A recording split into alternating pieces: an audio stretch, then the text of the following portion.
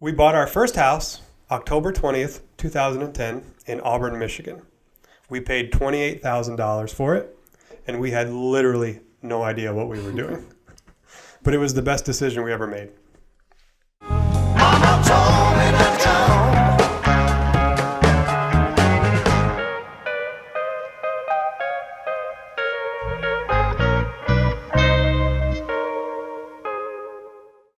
All right, so after grad school, we moved back to Midland in 2010. I actually moved back about a month ahead of Meredith, and I lived with her mother for a month, which was a lot of fun. That's fun. She cooked dinner every night. I gained about 20 pounds that summer, but we had a really nice time. And when Meredith got back, when she was transferring back in to finish undergrad here, we decided to buy a house together. And we went out looking. We found a local real estate company. We found an agent. They started taking us out. We had a round of showings. I remember our first round of showings, we looked at a bunch of little houses. We wanted to do a real estate investment because I had just finished a master's degree in real estate development. And that was what I wanted to do. I wanted to buy, fix, and sell houses. So our first house, we decided would be a house that we could buy and renovate and fix and sell. So we went out, we went to look at a bunch of different houses, and we didn't have much luck. I remember at the end of the round of showings, we had one left, and it was in this place called Auburn, Michigan, which at the time I didn't even really know where that was. And we were going to skip it and just go home, but we decided for some reason to go ahead and go for it. So we drove out to Auburn, and we pulled up, walked into this house, and we just fell in love with it. It was perfect. So we were going to get what's called a 203K FHA repair loan, which of course is a special kind of financing that you use for houses that need a lot of work, and they don't qualify conventionally for normal financing because of their condition, typically. I had no idea how we were going to get this loan when I didn't have a job yet, and she didn't really either. I mean, we were just starting out, but we didn't know what we were thinking, but that was our plan. It was 316 South Auburn Road. It was an 1,188 square foot, 2-bedroom, 1-bath house in 1947. It was listed on the HUD Home Store website, which is a special kind of foreclosure. It's called a HUD foreclosure. It was listed for $23,000. And for some reason, I don't know what the heck we were thinking, but we went to the office to make the offer, and we offered $28,000. So we offered $5,000 over the asking price. We thought that's what it would take to win. And back then, our offer included seller concessions, so seller paid closing costs. I'll get into that later, but we decided that we needed those. Of course, we didn't know what they were, but we asked for those to be included in the offer. And then in the last minute, we decided to take those out of the offer. And so we just made our offer. It was $28,000. And back then, I don't know if people know this, but back in the day, you could see the old HUD bids, your competing bids, when you made an offer. You could see what the other bids were. We ended up winning that house by about $400 over the next highest bid, which happened to be just a little bit less than the seller concessions that we had taken out of the deal. So it was divine intervention that we actually even got this house. But I thought that was a pretty interesting part of the story. And so after we got the offer accepted, the HUD home store, the HUD foreclosure purchase agreement addendums are like a 20, 30-page stack of documents. It's just a miserable nightmare you got to go through and sign. And I remember insisting on reading every single document back then. As a buyer, I just wanted to know. I didn't know what I was doing. I was just pretending, but that's okay. So we went to the bank to get went to a mortgage company to get a loan for that FHA 203K repair loan. And my loan was denied because I didn't have a job, and I just didn't understand what I was doing. I thought I could get a loan, somebody will pay me back. So we had to scramble, and we had a little bit of cash saved up from my old poker days and my whole poker bankroll, and I called in every favor you can imagine. I called my pal Shelton out in Washington State. I maxed out credit cards. I did all this. We did all this crazy financial jujitsu to come up with enough money to buy this property, which was every dollar in the world that we had, by the way. So we bought this house. We closed on it for cash, and then we started working on it. So like I said, we were living with Meredith's parents for that entire time. She picked up a job, and I would drive from where her parents live on the lake all the way across to Auburn every single day. And we would work 8, 10, 12-hour days and just work and demo and remove things and pull things down and reconfigure things. And we did, that house it took 6 months of renovation. All new drywall, top to bottom, ceilings, floor, ceilings, all the walls, everything. We did a new roof. we reconfigured a bathroom, made it into a 3-bed house instead of a 2-bed house. Nice. Redid the bathroom, redid the laundry, all the plumbing, all the electrical, all the flooring. Almost the entire house was rebuilt, top to bottom, and it was a lot of fun. But man, I'm not handy. I'm not a handy guy. I'm really good at dialing contractors and saying, "Hey, can I get a bid? I need help." But I wanted to do a special project, so I tried to install a pull-down ladder in the hallway of that house, and it was probably the worst day of our entire relationship because I was just not having it.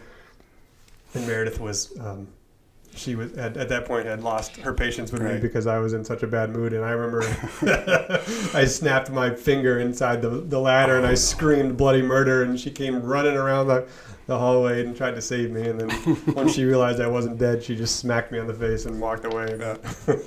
Felt real pain then. Yeah, I didn't get a lot of sympathy on that. But we got it done, we got it done.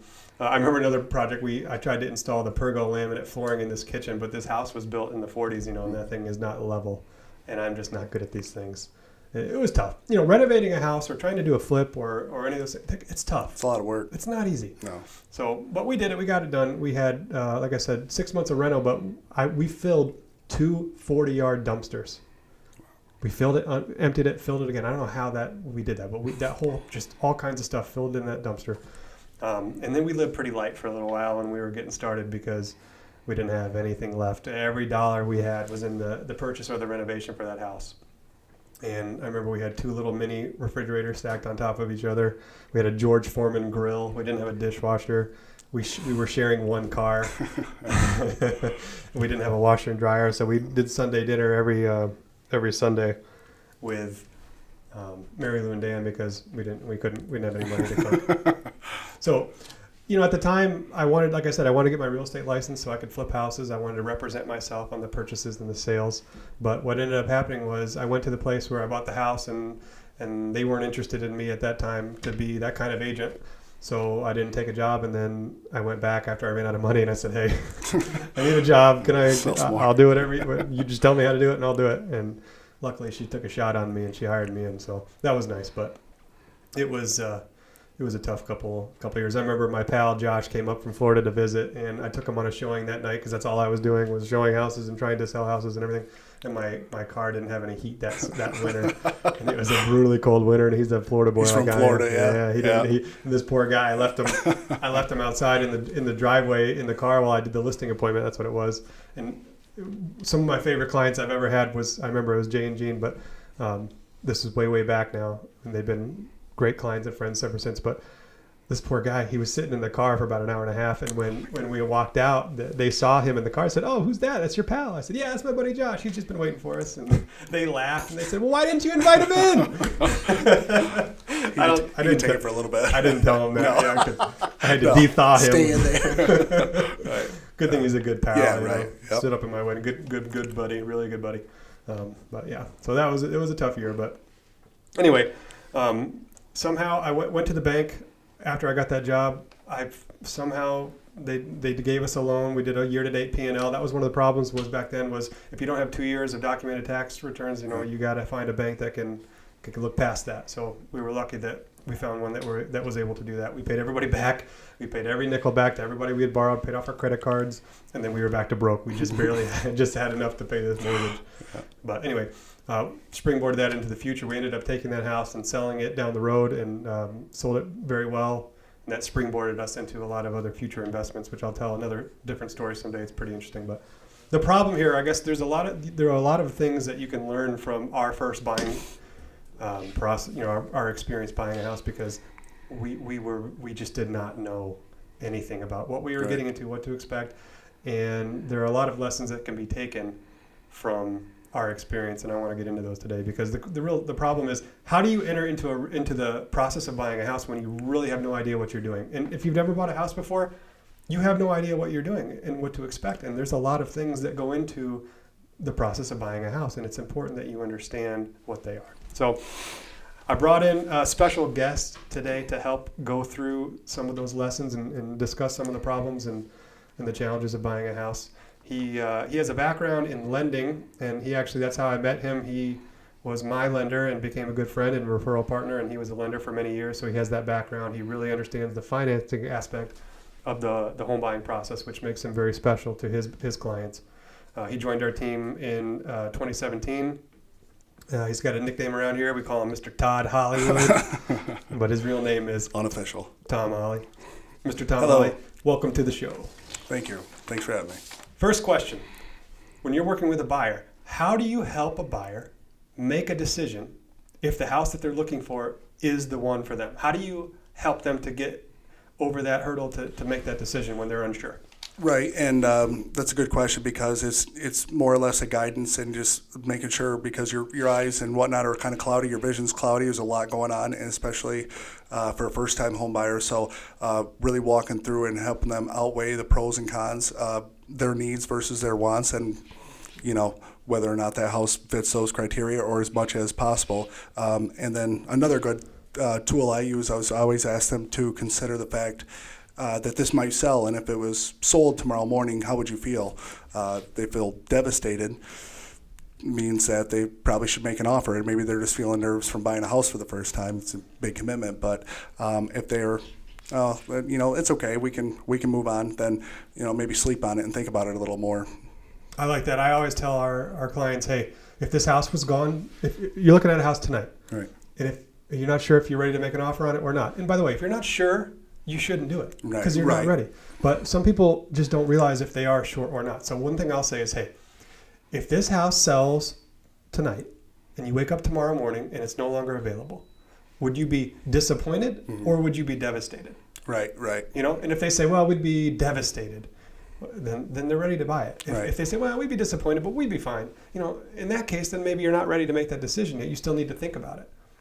And when you get to that point where you're close to making a buying decision, but you haven't made the decision yet, you really should not pressure yourself. Right. The pressure should start on yourself as a buyer when you have made the decision that you want to buy the house. Just like last night, I was working with somebody and we went through 4 or 5 houses, already had a house that they really liked and knew that was probably going to be the right house, and made the decision and moved immediately towards writing the offer. Because once you make that decision that it is the house that you want to buy and you want to live in, you want to raise your family in or retire in or whatever your case may be, once you've made that decision, between the time that you make that decision and the time you write that offer, nothing good can possibly happen. Right. The only thing that can happen between that point and that point are people can come in and make another competing offer, or all kinds of different things can happen. The seller can decide to take the house off the market, or who knows. But once you make that decision that that's the house that you want to buy, that's the point where you start taking serious action. That's where your agent needs to come in and really be proactive too. And you shouldn't be waiting for your agent to write that offer once you're at that point.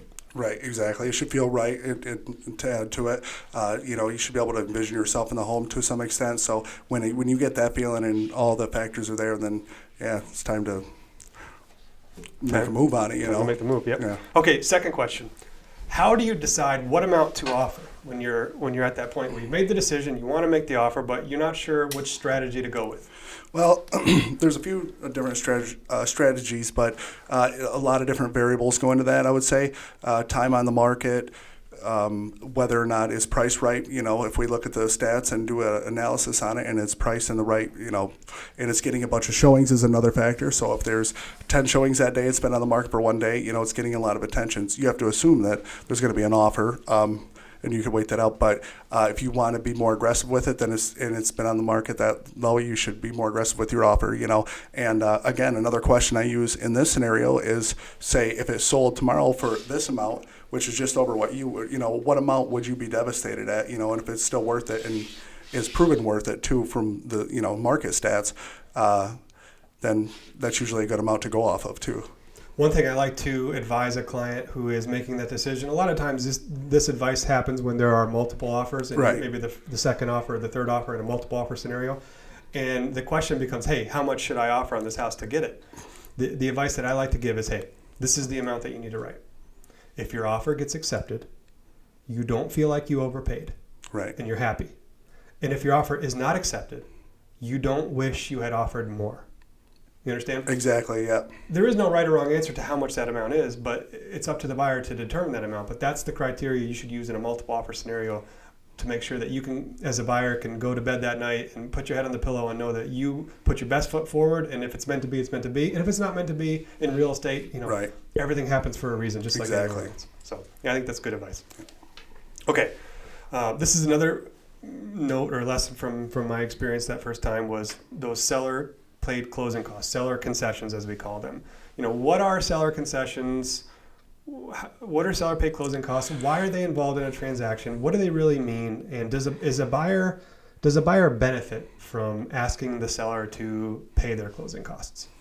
Definitely. Well, in some instances, I'll say, but seller concessions are just buyer paid costs that are paid for by the seller. So they can be either loan closing costs, or even in some instances, lenders will consider, things are fixed up or repairs or whatnot, depending on how it's worded. But not getting too deep with it, it's typically to pay for the buyer's closing costs because they're already coming up with down payment. There's a lot of fees when it goes into buying a house. So in one tactic we can use is to maybe include the seller pay some of those. Those are seller concessions. They're very useful if they're possible. There's no guarantee that the seller has to accept it. It all goes with the negotiation, so you have to consider that when offering too, with your price that you put in.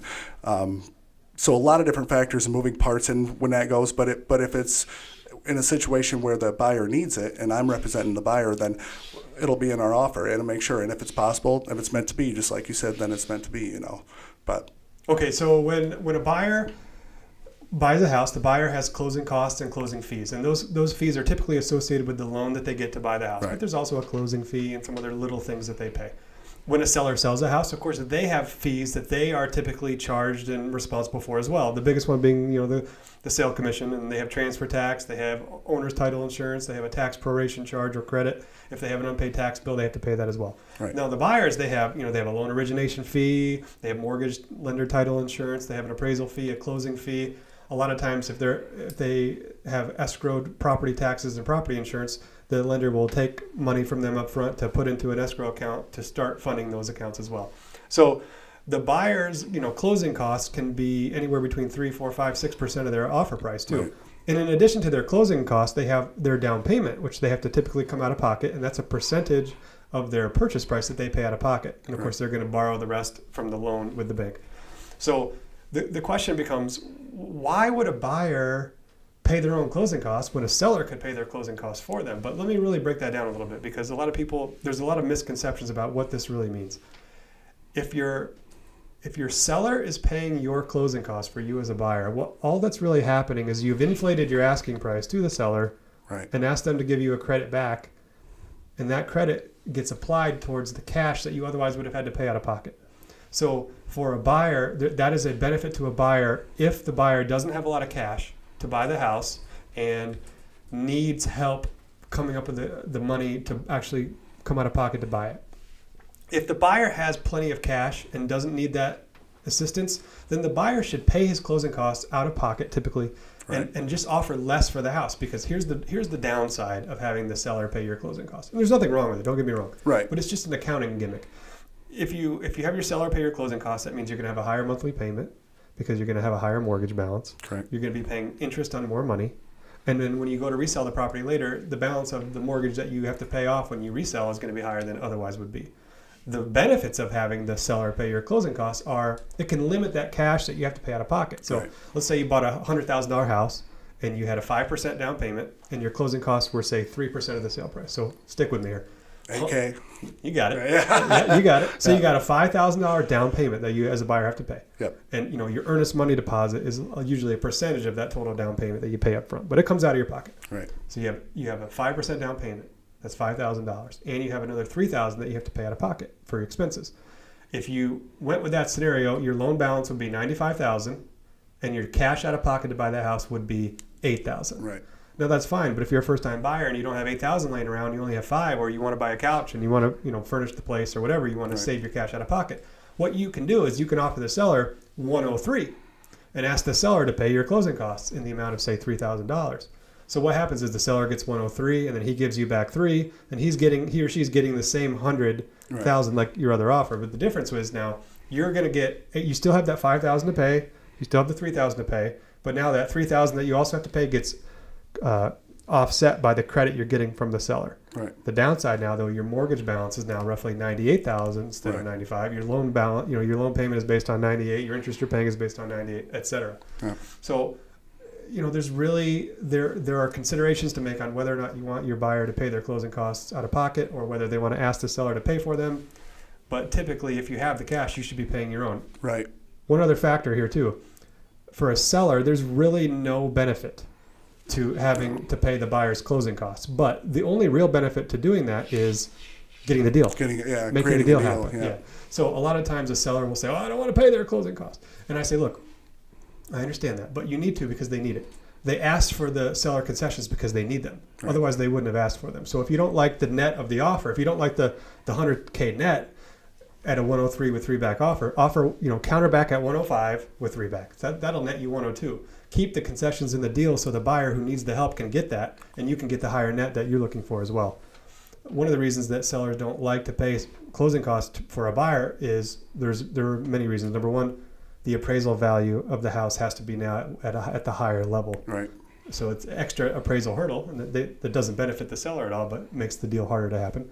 Seller sometimes has to pay sale commission on that different amount of money. That can be expensive.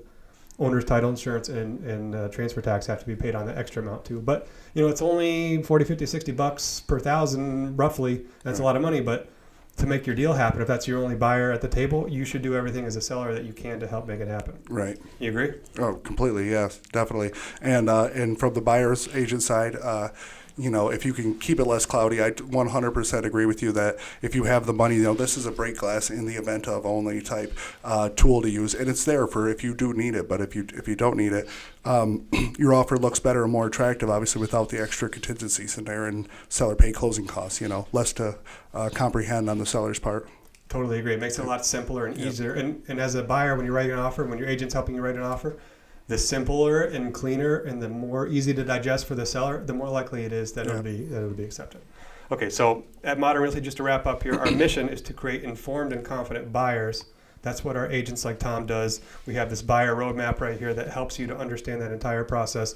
And another thing that makes us a little different is we really take a lot of pride in sitting down with our buyers and having a buyer consultation process so that before they start looking at houses or at the beginning of that process, they really learn and understand what they're getting into and what to expect. So if you're looking to think about buying a house, even if you're just thinking about it, you're not even ready to go for 6 months or a year, call Tom anyway, because Tom will sit down with you now and help you to understand the process now and also give you some great lending advice about how to get your pre-approval ready, how to increase your credit score, how to minimize your debt to income ratios and maximize your financial position so that down the road when you are ready or you think you're going to be ready, you will be in the best possible position. Prepared, yeah. Prepared and confident. There's quite a bit of preparation that goes into it. So yeah, it's great to sit down and discuss it. Education's your biggest tool in buying a house. So stay informed. But okay, thanks for joining us, Tom. Have a great day. Thank you. Mama told me not to